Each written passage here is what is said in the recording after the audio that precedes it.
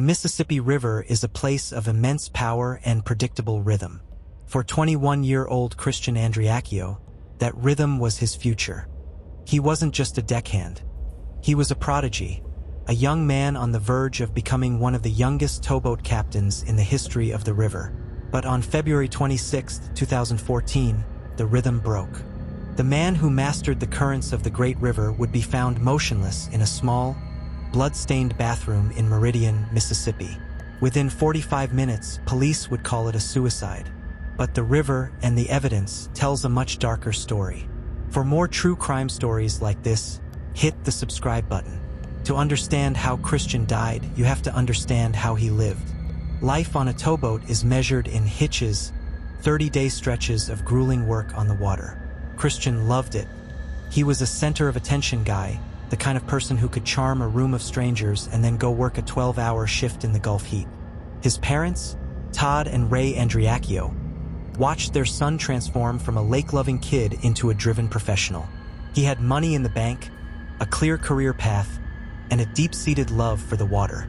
He was on his way to being a really good man, his father would later recall. But there was a complication in his life that the water couldn't wash away. A turbulent, 6-month relationship with a girl named Whitley Goodman. The relationship was intense from the start. Whitley, a high school dropout with aspirations in hair and makeup, had moved in with the Andreacchios briefly. However, the hospitality didn't last. The family noted red flags almost immediately. Jealousy that bordered on the bizarre, including an incident where Whitley allegedly defaced a photo of Christian's ex-girlfriend, cutting out the faces. Todd and Ray asked her to leave, and Christian, driven by a protective and perhaps naive loyalty, went with her. He funded their life. He paid for the apartment, the clothes, the car. But the dynamic was shifting. While Christian was away on his 30-day hitches, the distance fueled suspicion. By late February, while Christian was working on a boat near St. Rose, Louisiana, he received information that would change everything. He believed Whitley was cheating on him. On the morning of February 26th, Christian's demeanor shifted from professional to focused. He told his crew he needed to get home to Meridian. He was going to end the relationship and take back his apartment. He called his friend, Dylan Swearingen, to pick him up. According to Dylan's later statements, the drive back was tense. Christian was upset, allegedly brandishing his .45 caliber handgun, a 1911 model he frequently carried for protection. Dylan claimed Christian was acting erratically, threatening to harm himself if Whitley didn't prove her love. But back at the Delwood Shores lakeside home, Christian's mother, Ray, had spoken to him that morning. They talked about Rihanna concert tickets. He sounded normal. He sounded like a man with plans for the future. He told her he'd call her back. He never did. At 4:45 p.m., a frantic 911 call was placed from the apartment. "We've had a suicide," Dylan Swearingen told the dispatcher. In the background, the sounds of wailing could be heard. Whitley Goodman, seemingly inconsolable. When the police arrived, they found Christian in the upstairs bathroom. He was slumped over the bathtub, his head hanging into a tub filled with bloody water. A single gunshot wound to the right temple. His .45 caliber pistol was found tucked between his left thigh and the front of the tub. What happened next is what haunts the Andreacchio family to this day. The Meridian Police Department stayed at the scene for less than an hour. They didn't take professional photos. They used a basic cell phone. They didn't bag the hands of the witnesses for hours. They didn't process the apartment as a crime scene. They looked at a young man in a bathroom with a gun and a distraught girlfriend and made a choice. They ruled it a suicide before the sun had even set on the day Christian died. But as the Andreacchios began to look at the photos the police did take, they noticed something impossible. Christian was right-handed. The wound was in his right temple. Yet the gun, a heavy, steel-framed 1911, was tucked neatly on his left side. As the family began to dig into the forensics, they realized the police hadn't just been lazy. They had ignored the laws of physics. Because while the police were closing the file, a secret was hiding in Christian's bank records. For hours before that 911 call was ever made, a camera at a local credit union captured an image that would blow the suicide theory wide open. For more true crime stories like this, hit the subscribe button. While the Meridian Police Department was busy filing Christian Andreacchio's death away as a closed and shut case of self-inflicted tragedy, a digital trail was quietly contradicting the official timeline. The 911 call had been placed at 4:45 p.m. However, at 12:29 p.m., more than 4 hours earlier, Dylan Swearingen was captured on a security camera at a local credit union. He wasn't there for his own business. He was at the drive-up window attempting to withdraw every cent from Christian's personal bank account. Dylan would later tell investigators that Christian had handed him the debit card and told him to take the money because he wouldn't need it anymore. But there was a glaring flaw in this narrative. Dylan didn't have the PIN. He walked away empty-handed. To the Andreacchio family, this wasn't the act of a grieving friend following a suicidal man's last wishes. It was a predatory attempt to drain the assets of a man who was likely already dead or incapacitated. If Christian was alive and suicidal at 12:30 p.m., why wouldn't he have just given Dylan the PIN? If he was so determined to give his money away, why the half measure? This failed transaction placed Dylan at a bank, acting on Christian's behalf, hours before anyone officially knew Christian was dead. When the investigation eventually faced independent scrutiny, the focus turned to the weapon itself. Christian's gun was a .45 caliber 1911. This is not a simple point-and-shoot plastic pistol. The 1911 is a heavy, steel-framed firearm designed with a grip safety. To fire it, one must firmly depress a lever on the back of the handle while simultaneously pulling the trigger. The physics of a self-inflicted wound with this specific weapon are complex. When a high-caliber bullet enters a human skull at contact range, the body immediately loses all motor function. The stop-short effect of a .45 caliber round is massive. According to forensic experts, it is physically impossible for Christian to have shot himself in the right temple, lost consciousness instantly, and then somehow tucked the gun neatly between his left thigh and the side of the bathtub. Gravity and recoil dictate that the gun should have fallen to his right side or landed in the tub. Instead, it was found as if it had been placed. Furthermore, the gun was strangely clean. Despite being in a room where blood had reached the ceiling and filled the tub, the weapon that supposedly ended Christian's life had no usable fingerprints, not even Christian's own. It appeared to have been wiped down. Standard procedure in any shooting death involves testing the hands of everyone present for gunshot residue, GSR. In this case, both Dylan Swearingen and Whitley Goodman were tested. The results were a game-changer that the police chose to ignore. Both of them tested positive for GSR on both of their hands. When confronted with this, the explanations were immediate. Whitley claimed she had been target practicing with friends the night before. However, investigators found a rift in that story. One friend confirmed the shooting practice, while another flatly denied it had ever happened. In a homicide investigation, GSR on the hands of the only two witnesses is usually grounds for an immediate, intensive interrogation. In Meridian, it was treated as a footnote. The presence of residue suggested that Dylan and Whitley were in the immediate vicinity of the firearm when it was discharged, or that they had handled the weapon shortly after. Given the wiped clean state of the gun, the GSR on their hands created a terrifying mathematical equation that the Meridian Police Department refused to solve. The bathroom scene was a masterpiece of forensic inconsistency. Christian was found slumped over the tub, but the blood patterns didn't match the position of the body. There was a significant lack of high-velocity blood spatter on the walls directly adjacent to where his head was positioned.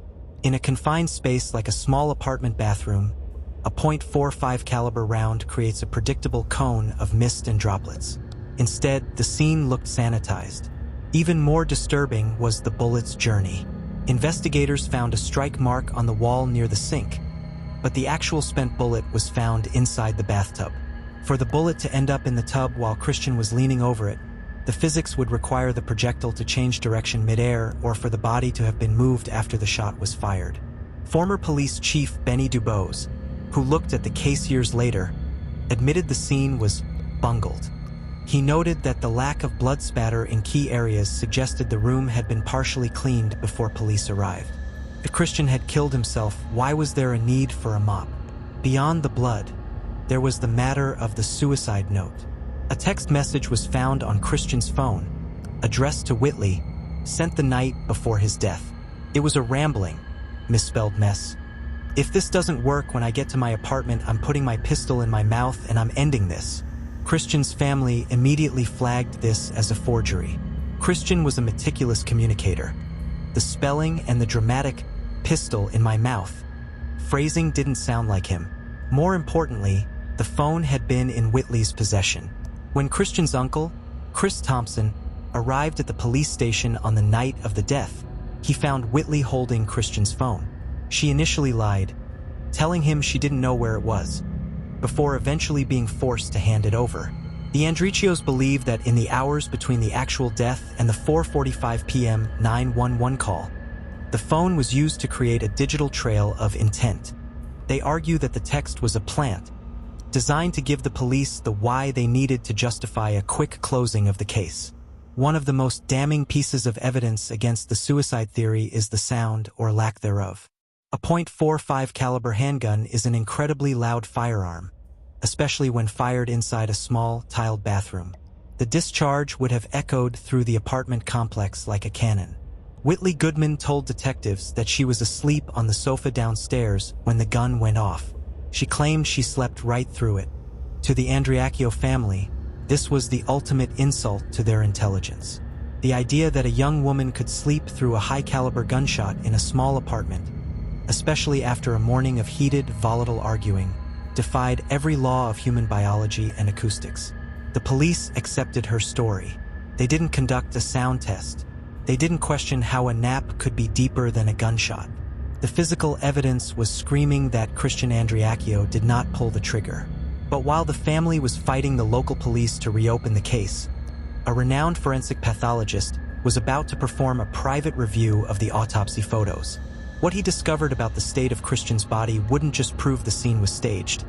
It would prove that Christian had been dead for hours before Dylan and Whitley ever called for help. For more true crime stories like this, hit the subscribe button. Frustrated by a local investigation that seemed to begin and end in under an hour, the Andreacchio family realized they could no longer rely on the state of Mississippi to find the truth. They sought out Dr. Jonathan Arden, a former chief medical examiner for Washington, D.C., with over 3,000 autopsies to his name. When Arden opened the case file, he didn't see a suicide. He saw a crime scene that had been clumsily theatrical. Dr. Arden's primary focus was the physics of the final moment. He pointed out a glaring anatomical contradiction. The entrance wound was in the right temple, but the gun was found on Christian's left side. In a contact wound shooting to the head, the brain is instantly incapacitated. There is no dying breath or secondary movement. The muscles go limp, and the weapon falls according to the laws of gravity and recoil. For the gun to end up tucked between Christian's left thigh and the bathtub, it would have had to defy the trajectory of the shot and the physical limitations of a falling body. To Dr. Arden, the conclusion was inescapable. The gun had been placed there by a second party. The most explosive revelation from Dr. Arden, however, wasn't about the gun. It was about the clock. When someone dies, the body begins a predictable biological process called rigor mortis, the stiffening of the muscles. While the timing can vary based on temperature, it generally follows a set window. When Dr. Arden examined the photographs taken by the Meridian Police Department shortly after the 4:45 p.m. 911 call, he saw something that stopped him cold. Christian's body was already in a state of advanced rigor mortis. His limbs were fixed. His position was rigid. For a body to reach that level of stiffness, Dr. Arden concluded that Christian had been dead for significantly longer than the police timeline suggested. This biological evidence effectively shattered the story told by Dylan Swearingen and Whitley Goodman. They claimed the suicide happened shortly before the 911 call.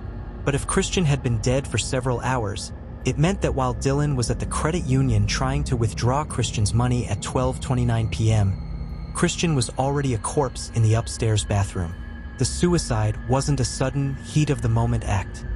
It was a discovery that had been sat on for hours while the witnesses attempted to manage the fallout or the finances. Armed with Dr. Arden's findings, Ray and Todd Andreacchio didn't just ask for a meeting with the police. They declared a quiet war. They began recruiting what Ray called her small army. This wasn't a group of internet sleuths, but a tactical team of high-level experts. They hired Sheila Wysocki, a private investigator famous for solving cold cases that police had abandoned, and various forensic specialists who began reevaluating every pixel of the crime scene photos. This small army began to uncover what the initial investigators had bungled, or perhaps intentionally ignored. They found that the 911 call itself was a performance. When you listen closely to the audio, you hear Dylan giving instructions. You hear him telling Whitley to come down here because they don't want you to touch anything. To the private investigators, this sounded less like a man in shock and more like a man managing a crime scene. The private team also focused on what wasn't there.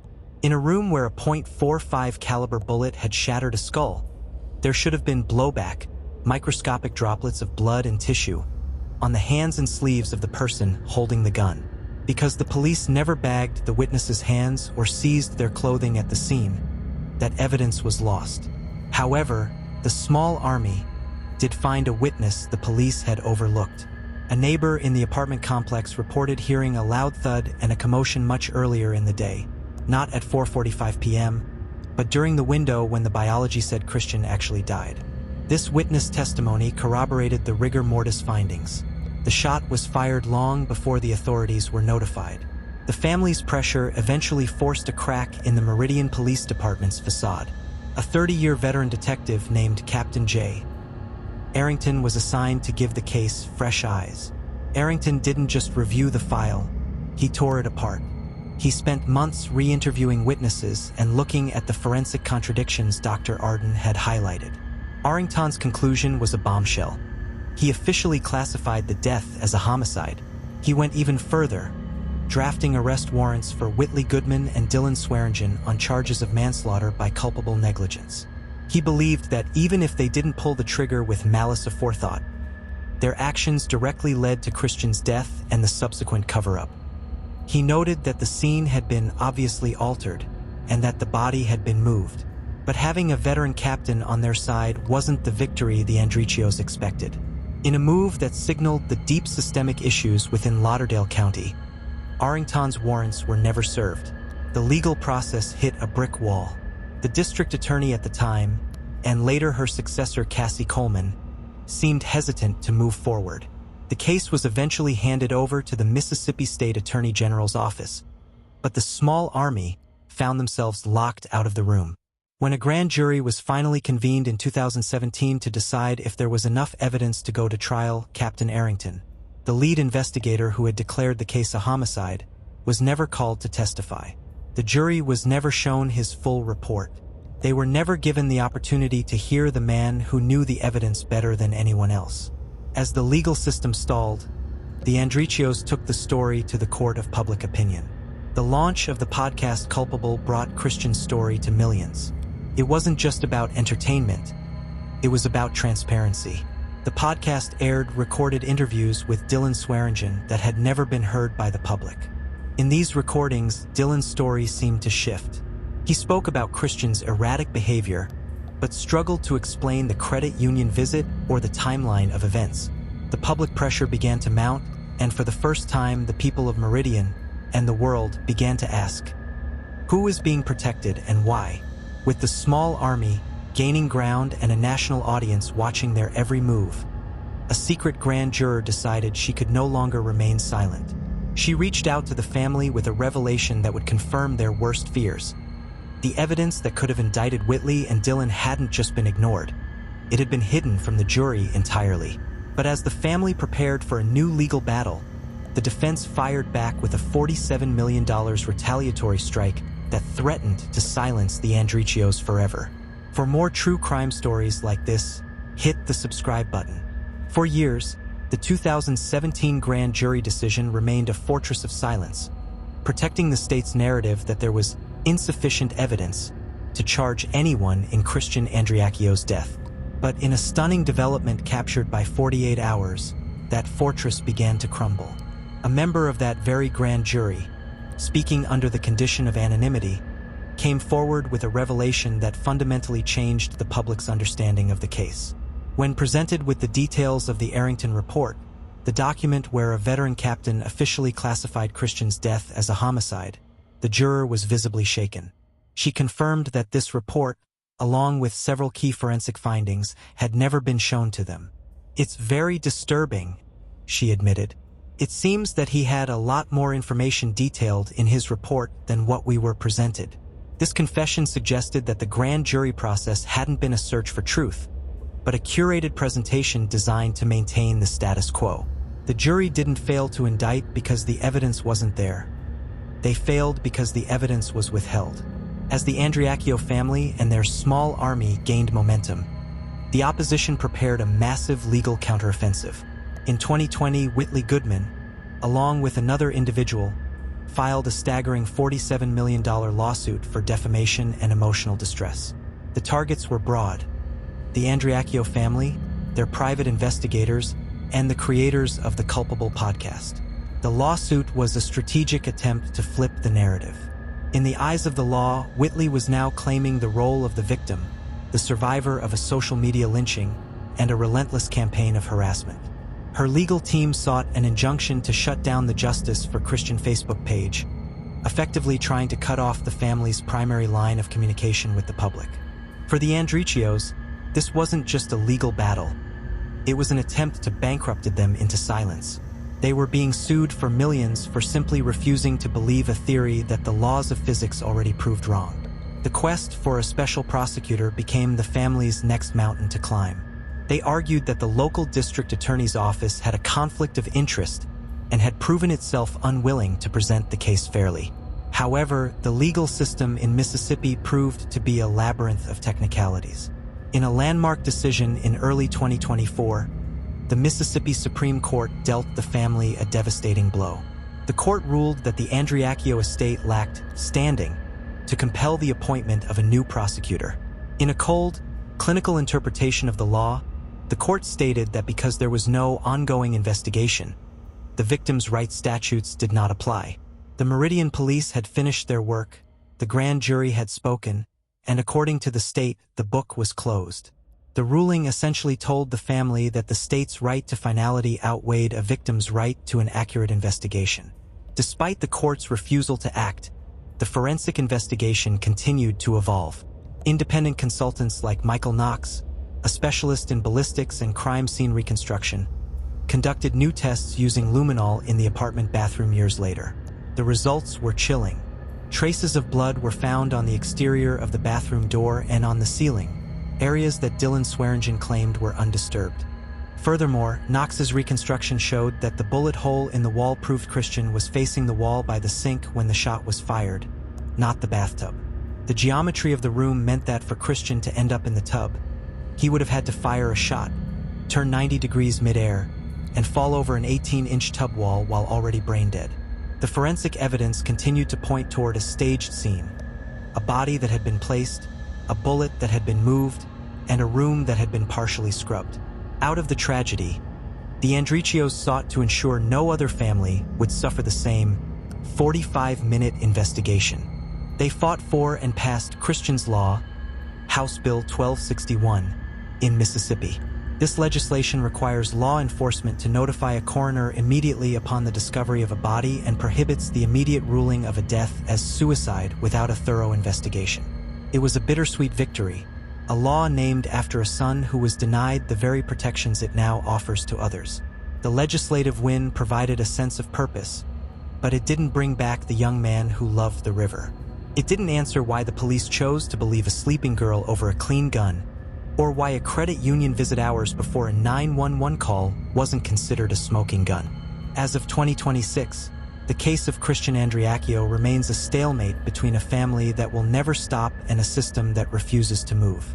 Recent reports from late 2025 indicated a tragic turn in the lives of those involved, with rumors circulating about the passing of Whitley Goodman, though the legal shadow of the case persists. The $47 million lawsuit and the ongoing digital war have left deep scars on the community of Meridian. The Andreacchio family continues to hold Wishing Night every year, releasing lanterns into the sky on Christian's birthday. For them, the war isn't over. They are no longer just fighting for an indictment. They are fighting against a system that allows a 45-minute investigation to become a lifetime of silence. Christian Andreacchio was 21 years old. He had a bank account full of hard-earned money, a career on the river that most men twice his age would envy, and a family that adored him. He told his mother he would never take his own life. He told her, "If anything ever happens to me, you come looking." She came looking. She found the forensics, she found the grand juror, and she found the small army. But in the quiet corners of Lauderdale County, the official records still bear the word suicide.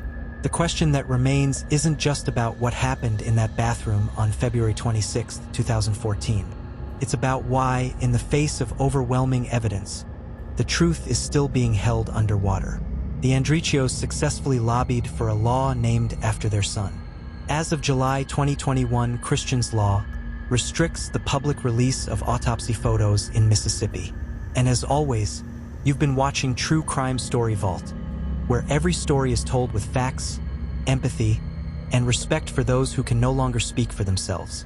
For more true crime stories like this, hit the subscribe button, like, and comment your thoughts below. Until next time, remember, the truth is never buried.